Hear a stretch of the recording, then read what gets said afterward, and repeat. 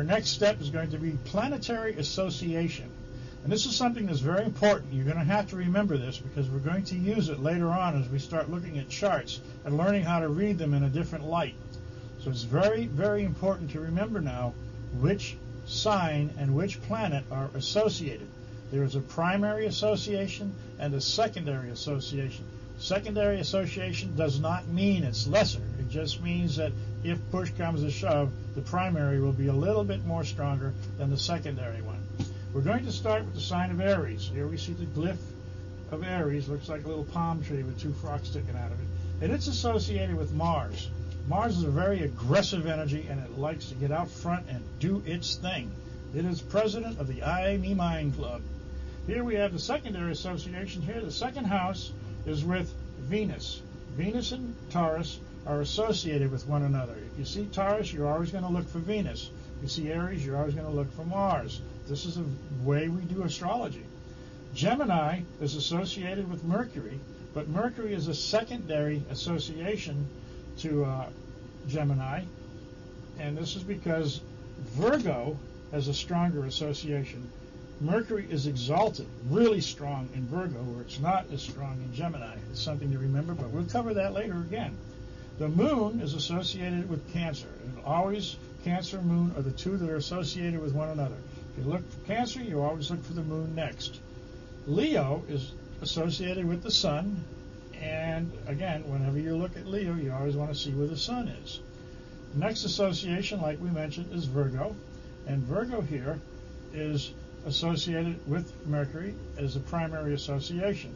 Libra and Venus are associated with one another, but notice that Venus is a secondary association. Venus with Taurus is a first primary association. Doesn't mean it's lesser. It just means that this is a day association, this is a night association. Scorpio is a very strong association with Mars. So Mars and Scorpio are associated with one another. This is the primary association, very strong, very powerful. This is very strong, very powerful, but this is the nighttime association. Sagittarius is associated with Jupiter. So these two are always, if you see the sign Sag, you always want to look for Jupiter to see where it is. Capricorn is associated with Saturn. So whenever you see the sign Saturn, the next thing you want to do is look for where Saturn, or Capricorn, you want to see where Saturn might be.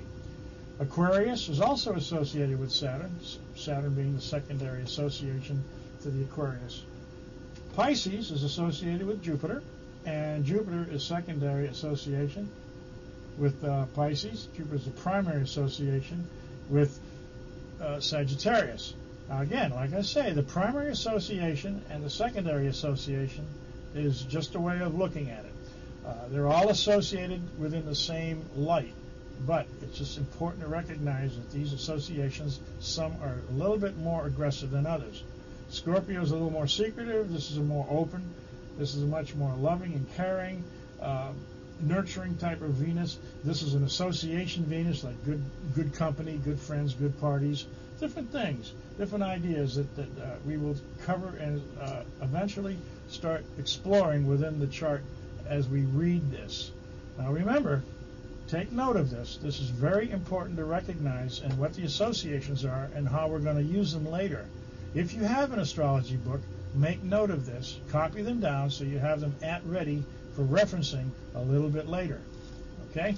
Make sure you got this down now.